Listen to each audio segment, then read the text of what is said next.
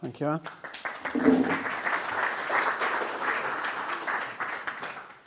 Ian, is there any chance of putting the lights on, please? Thank you.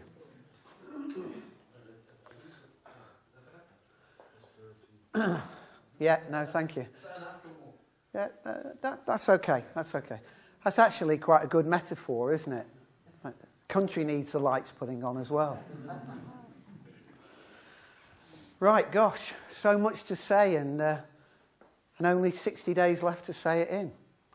Well, I've got a lot to say, and by the looks of the good turnout today for a local colloquial meeting and the animation on your faces, you do too. This in a week, you know, when I've heard about failing hospitals, sadly contributing to killing some of their patients, social services ruining the lives of children, and the state rolling out benefits to terrorists and their families. And in all of this, ladies and gentlemen, not a sight and a sound of a single conviction or even a simple sacking to note accountability. So I think to myself, what is wrong with this world and some of the people that live in it? And most of all, what's wrong with the people that govern it, especially currently in the UK? I mean, I'm new to politics, sure, but since having my eyes and ears wide open, I'm stunned, quite frankly, at the level of injustice and incompetence that permeates our society. I mean, it begs the question, with so many wrongs to be righted, where does one start? Well, I'm going to start actually with something of a warning. That's sad, but maybe timely. We are told again and again that the religion of Islam is one of peace, and that the vast majority of Muslims are peaceful citizens, and that I do truly believe. But there is an argument that it's irrelevant, that is meaningless fluff to make us feel better and meant to somehow diminish the spectre of fanatics rampaging across the globe in the name of radical Islam. The fact is that the fanatics currently, at this moment in history, rule Islam. It is the fanatics who march, who are engaged in any one of 50 shooting wars across the globe. It is they who systematically slaughter Christians and tribal groups through Africa and are slowly but surely taking over the continent of Africa in a radical ISIS wave. It is the fanatics who bomb, murder, behead, honour kill. It is they who teach their young to kill and to become suicide bombers. The hard, quantifiable fact is that the peaceful majority, the silent majority, is cowed and extraneous. You know, the average Japanese citizen before the start of World War II was not a warmongering sadist. Yet Japan murdered and slaughtered its way across Southeast Asia in an orgy of killing, systematically slaughtering thousands of Chinese, a lot of whom were killed with bayonet, shovel and sword. And in more recent times, the genocide in Croatia and Rwanda, which collapsed in demonic butchery. Could it not be said that most of the Rwandans were peace-loving citizens? History, ladies and gentlemen, teaches us very simple but blunt lessons. Yet for all our powers of wisdom, the most basic and unconscious, and today is that peace-loving Muslims could be made irrelevant by their inaction. Now, I don't want to single out one religion or one nation, so I would say peace-loving Germans, Japanese, Chinese, Russians, Rwandans, Serbs, Afghans, Iraqis, Palestinians, Somalis, Nigerians and Algerians all have died because the peaceful majority did not act before it was too late. Now, I know this steps outside party politics, but the fact that I mention it in the way that I mention it demonstrates that UKIP, for whom I represent, will not be silenced, cowed and extraneous, because when there is something to say that's important about standards, freedom and life itself, we will say it like no other. You should, you can, and you must vote for UKIP if you want a Britain to be fair, freedom to be real, and life to be sacrosanct. Now, I have this campaign leaflet. Can I just have a quick show of hands, those that have received one of these through their door? Okay, excellent, excellent. I'm getting a really good postbag of responses, mostly emails and quite a few phone calls as well. And I've just taken 3 or 4 of the questions that I've received this week, as I think that most of you will also be thinking of these same questions. So the first gentleman wrote, not a great point of angst, but it's I hear it time and time again. He says, the infantile behaviour of both sides during PMQT, that's Prime Minister's question time, is deplorable. They are laughingstock. All MPs, he says, should be breathalyzed before taking their seat. He even says it might help if their heavily subsidised bars in Westminster were closed down and turned into cafes. Well, I'm thinking not before I get there.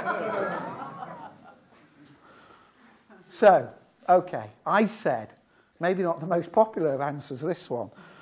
I understand your view in re PMQT, because, in fairness, it's the view of most of the nation, or at least it seems that way.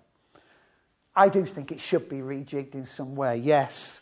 But, you know, politics is such a serious business that a little bit of lightheartedness, a little bit of theatre perhaps, is sometimes something of a relief. The next question that was raised this week was one with a lot more angst. And this person said, if we must continue with our current policy leading to the inexorable dilution of British culture, any new immigrants must meet very high standards. They said one of the reasons that the writer relocated to the New Forest from Reading is due to the decline in the ethnic culture of his hometown. How can it be right, Mr. Bailey, he writes, that I feel a stranger in my town when my ancestors have been living there for centuries? I do hope, he pleads, that you and UKIP will represent our views on this matter instead of my being branded a racist. I just want my England back. I said, you mean our England, our UK? Imperfect, yes, but made in Great Britain. I could literally cry, I really could, at what's happening and is likely to happen unless UKIP have a say. And I said that I and UKIP will represent your views, sir. I know, of course, you are not a racist just for simply being a traditional Englishman. Now, another topic that's raised time and time again is that of Nigel Farage. This person writes, Nigel Farage, I see him as a one-man band. Great personality, eloquent, and with his feet firmly planted on the ground. But where? Where's the rest of his party? Where are the policies and the strategies? So I said, Nigel Farage is indeed a very good leader and frontman. The rest of his party are right here and in other constituencies, battling at ground level without the public profile, the funds and the troops on the ground that Labour and Tories have. But what we do have are some excellent policies wrapped in common sense. And my website, which by the way will be live in approximately 10 to 14 days' time, will mention 25 of those policies. And UKIP's manifesto, of course, which I implore you to read, will mention a whole lot more. Finally, yesterday, in fact, somebody wrote to me and said, as a concerned voter, this lady said, I'm looking for a breath of fresh air to break up the tired and complacent status quo in Westminster. Well, I am standing up to be counted. I am the breath of fresh air, madam, that you want. I am new blood, and I am the blood of England. If the New Forest voters will only wake up to this battle for Britain, I promise to make a difference worth voting for, along with my other UKIP colleagues in Westminster. I thanked her for her good wishes and assured her that that would go well, together with lots of hard work between now and the general election. Now I'm going to move on to a couple of more headline, topical, national points of debate. Starting with the monster in the room that is the European Union. What, ladies and gentlemen, do taxpayers pay for? For Westminster to operate as a glorified local council, a Britain which is just a region in a larger country, or a federal Europe? Mr. Barroso, he was the former president of the EU Council, once said, we need to move towards a federation of nation states. This is what we need. This is our political horizon. Now, what I am about to say is more important than I could possibly emphasise in words. So in a moment, I'm going to pause for dramatic effect. But this is not theatre. This is not a game. It is not even the new battle of Britain. It is the battle for Britain.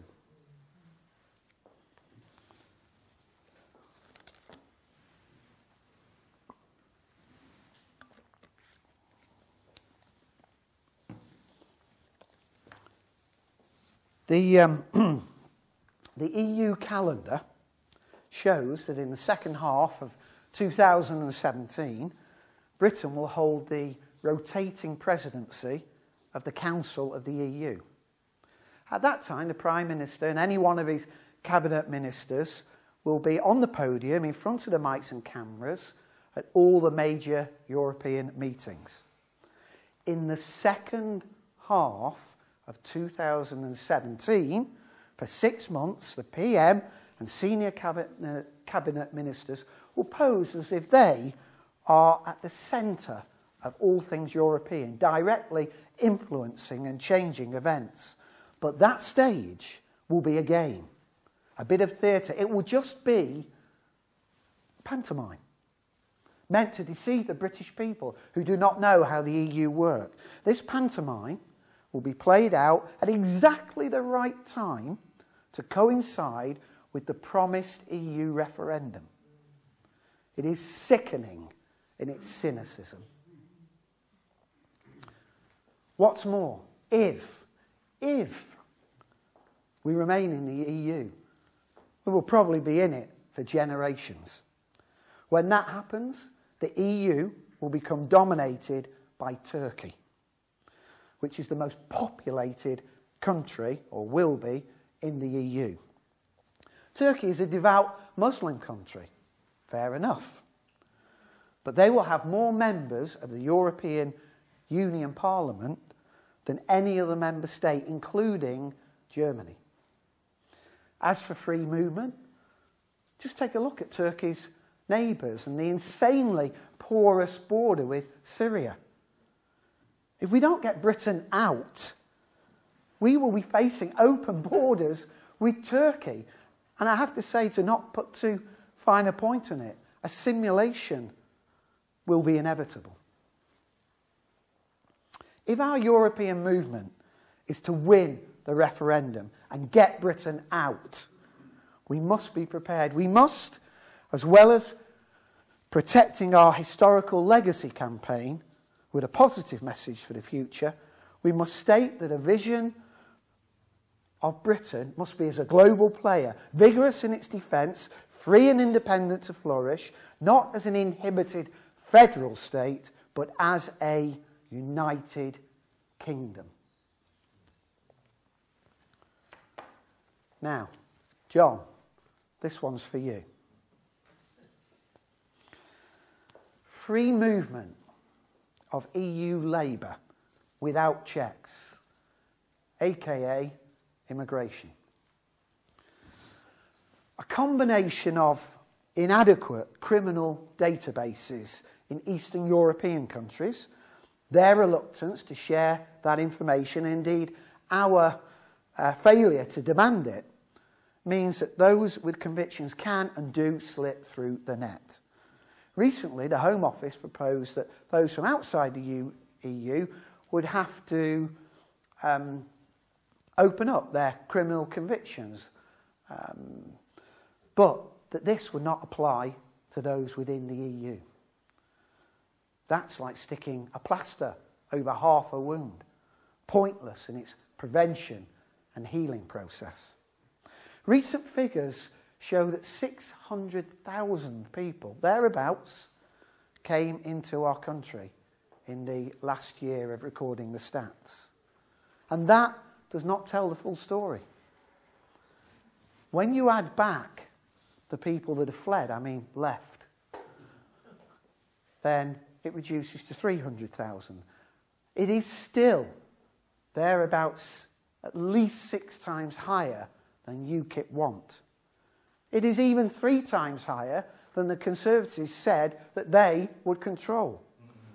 And as Labour and the Lib Dems have no will, including the Greens and the SNP, to set any targets, then the potential for implosion is right there. This leads me on to mentioning the heralded government aim to build 200,000 new starter homes by 2020. Admirable, you might think. But at the current rate, by 2020, we will have circa 4.8 million new additional people in the country, all of whom will be, by definition, first-time buyers. So, let's look at that. Build 200,000 new homes for first-time buyers. 4.8 million people coming into the country. First-time buyers. Now, I know I only got a grade C in mathematics O-levels, but even I know that that is a catastrophic misunderstanding by the government of the problem, or should I say, meltdown that lies ahead. They appear, I can't quite believe this, but they appear to be arguing that instead of policies to reduce immigration, the objective should be to mitigate its impact. The clear implication, of course, is that since nothing can be done about immigration whilst we're in the EU, then we should just, might as well, get used to it. Do we really want to vote to allow that to happen? Let me conclude on this subject by stating that UKIP and much of the general public, I'm sure, are perfectly happy with controlled immigration at a sensible level.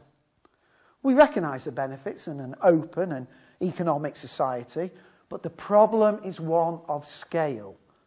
I repeat, the problem is one of scale. If this is allowed to continue at the present rate, within the next 5 years, we will have had to have built 3 cities the size of Birmingham. 3 cities the size of Birmingham in the next 5 years. Forgive me for saying so, but you have to be living in a world of your own. Some call that cloud cuckoo land. Or breathtakingly ignorant to allow that to happen under our watch. Now, I'm sorry for being the purveyor of doom and gloom. And so far I haven't done much to brighten up your afternoon, perhaps. But I'm going to try and raise a smile with a couple of light-hearted interventions at this point. So I heard of a man called Sheriff Joe Arpaio, works out of Arizona, and he created a tent city jail. He stopped smoking and porno magazines in that jail. He took away the inmates' weights and started chain gangs so that the inmates could do free work on county and city projects. And then he started chain gangs for women so that he wouldn't be sued for discrimination. He took away cable TV until he found out some quango requirement that required cable TV in prisons. So he reinstalled it, but only allowed the Disney and Weather channels in. And when he was asked why the Weather Channel, he said, "So they will know how it's going to be when they're working on my chain gangs." He cut off coffee, since it had no nutritional value. And when the inmates complained, he told them, "Gee, man, this isn't the Ritz or the Carlton. If you don't like it, Bob, don't come back." Fair enough. And for my second light-hearted intervention, Anne was alluding to it earlier, actually. We've seen some amazing bias and pathetic attempts by the TV media to knock UKIP, the programme about, the fictional programme about 100 days of the UKIP government following an election, and more recently the programme about Meet the UKIPers.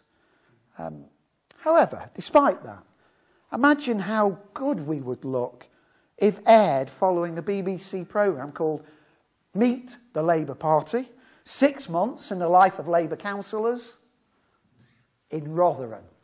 Oh, no. Standing down Labour MP Austin Mitchell said that if a paedophile stood for Labour in Grimsby, he would probably get elected. Now, that does not apply everywhere, but it does apply perhaps a little too often. And I've heard it said, maybe somewhat harshly, but nevertheless it illustrates the point. You could even pin a blue rosette on a donkey and it would get elected.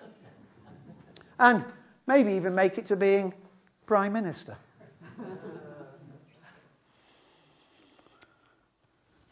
Okay, Fran, this one's for you. Animal welfare. I really, really, really have strong views about this.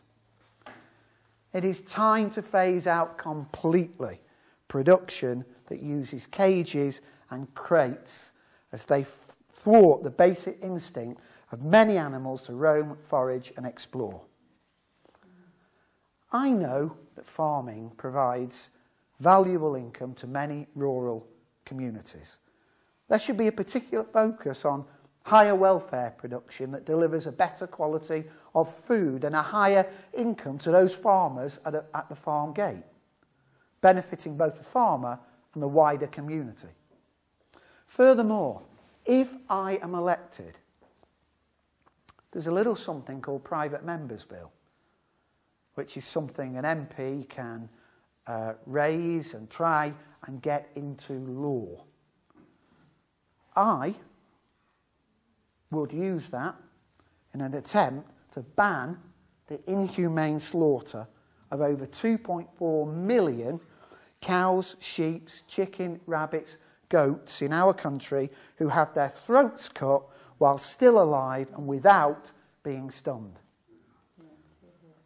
All in the name of halal meat, and allowed by our puny, feeble-minded government under the banner, or should I say the veil, of religious freedom. I want that barbaric practice banned. I am sure most of the country are with me on that, at least the indigenous population. And guess what? If you come here from overseas, or only a 1 or 2 time generation Brit, and you don't like that, then I say go back from whence you came. There are plenty of other dining tables in the world that you can eat at.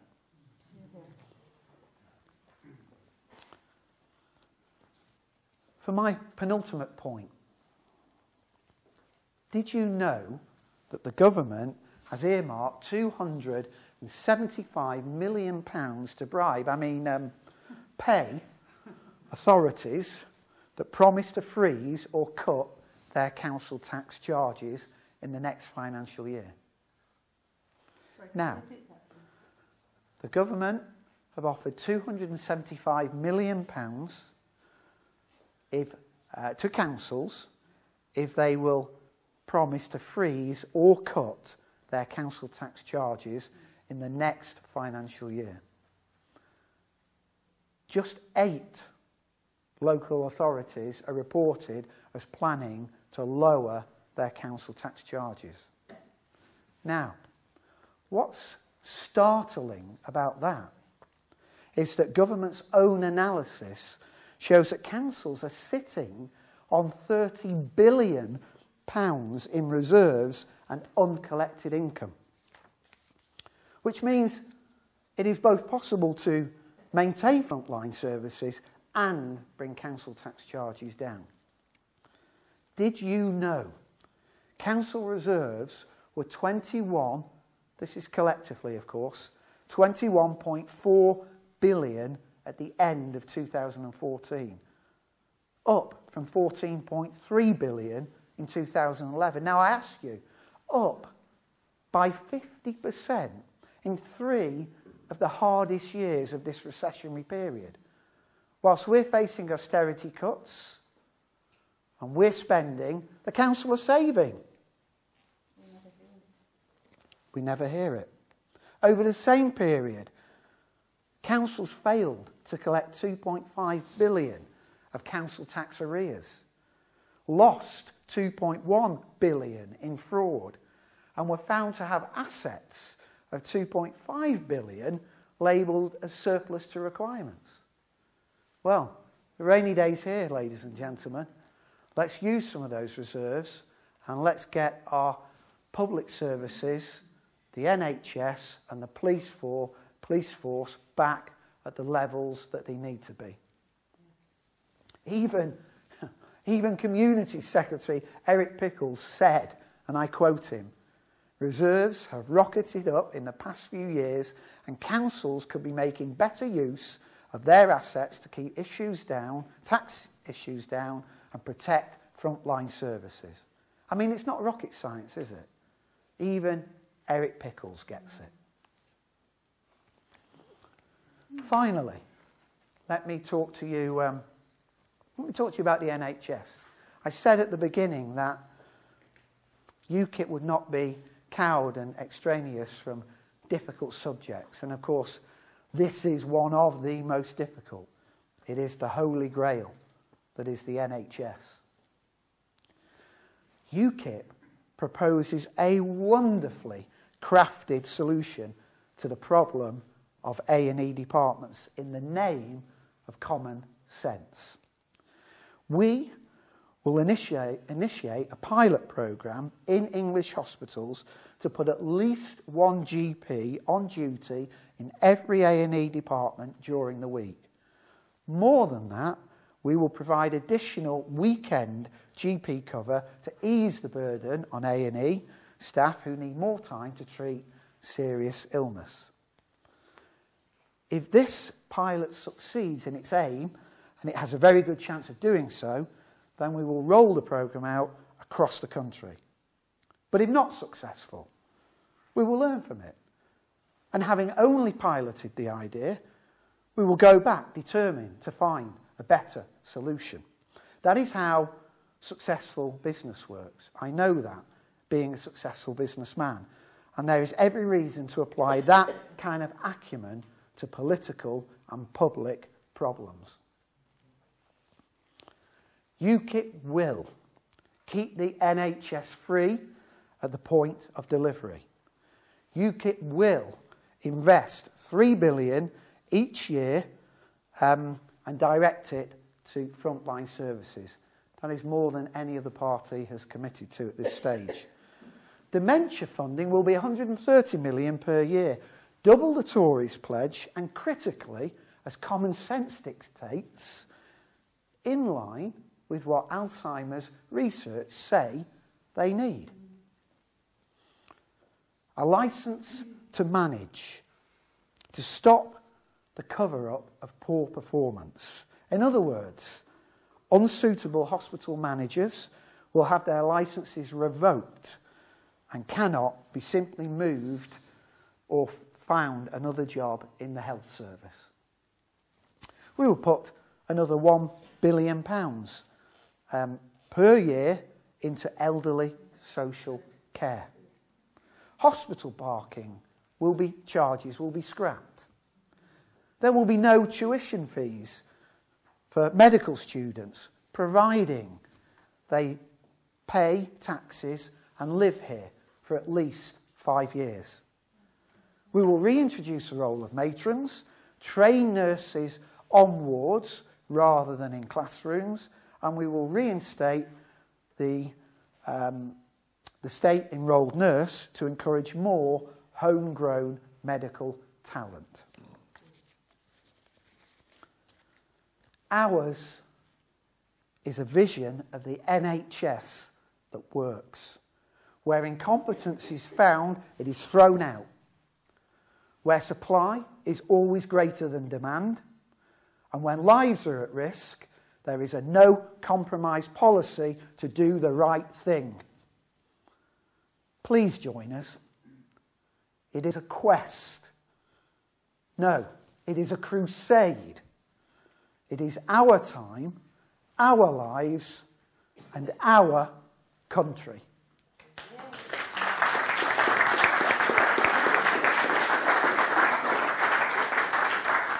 Thank you.